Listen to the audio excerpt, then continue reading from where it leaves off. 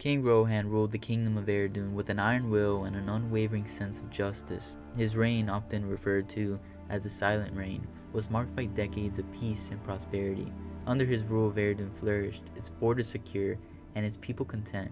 There was no war during his time on the throne, not because there were no threats, but because King Rohan's reputation as a stern and fair ruler dissuaded any potential adversaries from challenging his authority. His word was law, and his punishments were swift for those who dared to break it. Rohan had two sons, Lucian and Robert. Lucian, the elder by 4 years, was a natural heir to the throne, but he lacked the ambition or desire to rule.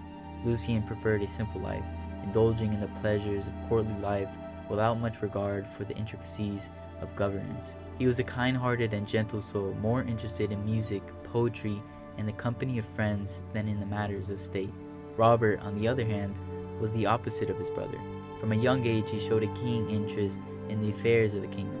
He attended every court session, listened intently to the discussions, and often shared his opinions with his father. Robert believed that the kingdom could be even stronger if its rule was stricter. He admired his father's firm hand, but thought that Rohan could have been even more unyielding, especially towards those who showed any resistance to his authority. As the brothers grew older, their differences became more pronounced.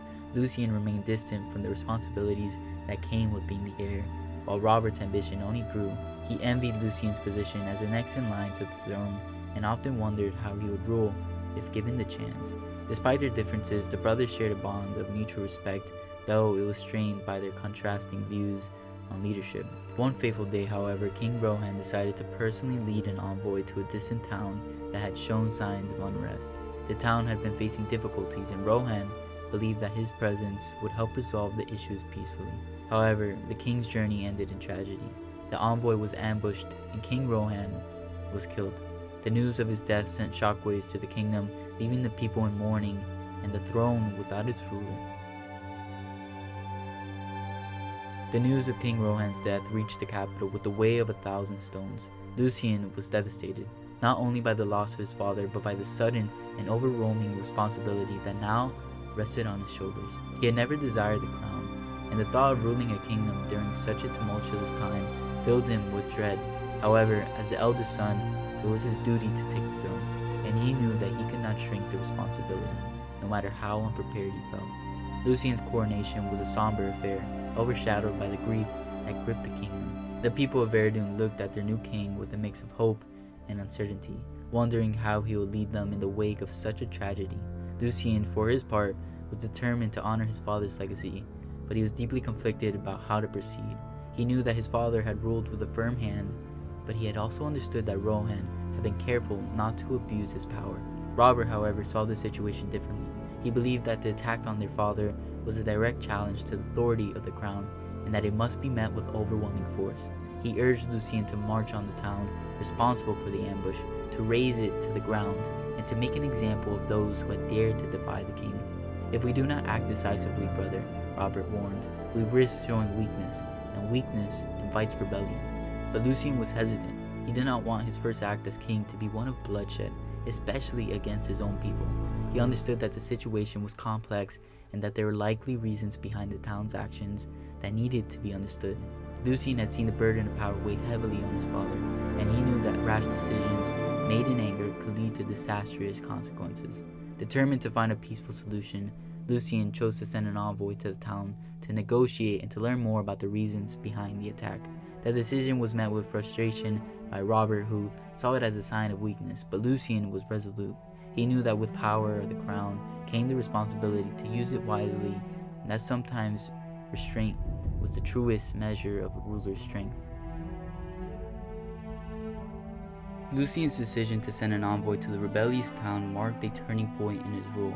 He knew that the success of his approach would not only shape the immediate outcome, but also set the tone for his reign. The envoy, led by trusted advisors of King Rohan, arrived in the town under a banner of peace, determined to uncover the root causes of the unrest. The town, still reeling from the aftermath of the king's death, was weary of the envoy's arrival. However, as the discussions began, it became clear that the townspeople were not driven by malice or ambition, but by desperation.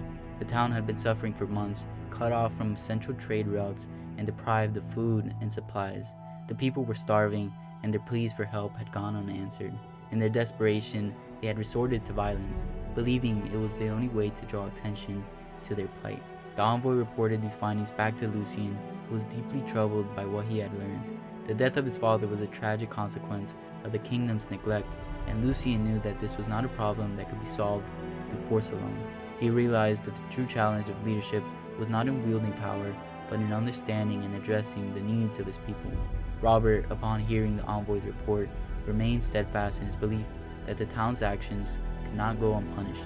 He argued that the king's death demanded retribution and that showing mercy would only encourage further defiance. But Lucian saw the situation differently. He knew that if he followed Robert's advice, he would be perpetrating a cycle of violence that would only lead to more suffering and instability. After much deliberation, Lucian made his decision. He announced that those directly responsible for the ambush and the death of King Rohan would be held accountable and condemned to death. However, he also decreed that the town would be reconnected with the kingdom's trade routes and provided with the supplies they needed to recover. Lucian's judgment was clear. Justice would be served, but mercy and understanding would guide his actions. The decision sent a powerful message to the kingdom.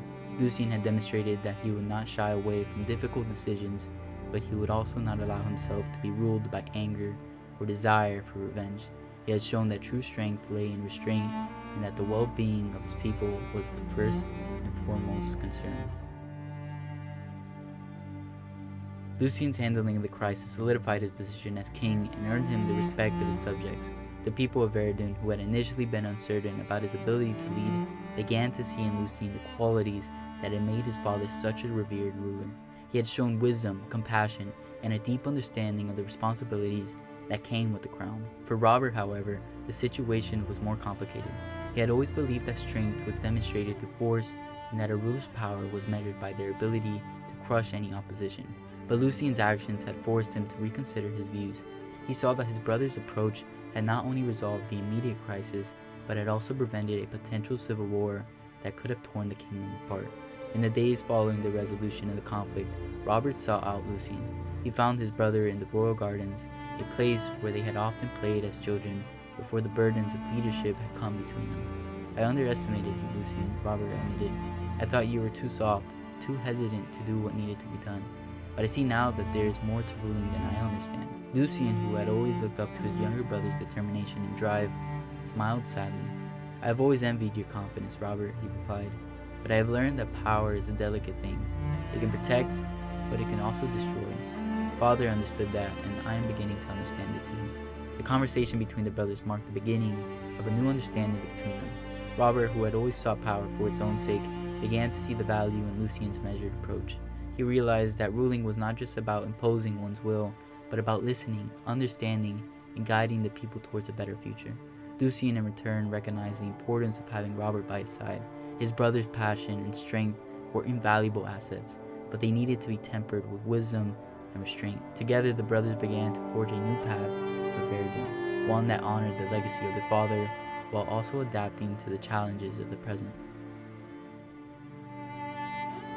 With the crisis resolved and the kingdom stabilized, Lucian turned his attention to the future. He knew that the peace with his father had maintained for so long was fragile, and that it would take careful stewardship to preserve it. Lucian continued to govern with the principles he had learned from his father: justice, fairness, and the careful exercise of power. Under Lucian's rule, Veridun flourished. The kingdom's economy rebounded as trade routes were restored, and the people once again felt secure under the protection of their king. Lucian's reputation grew not as a warrior king, but as a wise and just ruler who put the needs of his people above all else. Robert, now serving as Lucian's most trusted advisor, played a crucial role in the governance of the kingdom. He applied the lessons he had learned from his brother, balancing his natural instincts with the wisdoms of restraint. Together, the brothers worked to strengthen Veridun, ensuring that the kingdom remained a beacon of stability and prosperity in a turbulent world. But even as the kingdom thrived, Lucian never forgot the price of power. He remained vigilant, knowing that the peace they had worked so hard to maintain could be shattered by a single act of violence or a moment of complacency. Lucian's reign was marked by constant effort to balance the demands of power with the needs of his people, a challenge that required both strength and humility. As the years passed, Lucian became known as the Just King, a ruler who had brought wisdom and compassion to the throne. His people loved him, not out of fear, but out of a genuine respect and admiration. Under his guidance, Veridun entered a golden age, a period of peace and prosperity that was the envy of neighboring kingdoms. Robert too found his place in this new era. No longer driven by a blind ambition for power, he dedicated himself to supporting his brother's vision for the kingdom. Together they built a legacy that would be remembered for generations, a legacy of strength tempered by wisdom, of power guided by compassion. In the end, the brothers learned that true leadership was not about domination, but about service. It was about understanding the weight of the crown and using it to protect and uplift those under their care. The silent reign of King Rohan had given way to the just reign of King Lucian, and Veridun was all the stronger for it.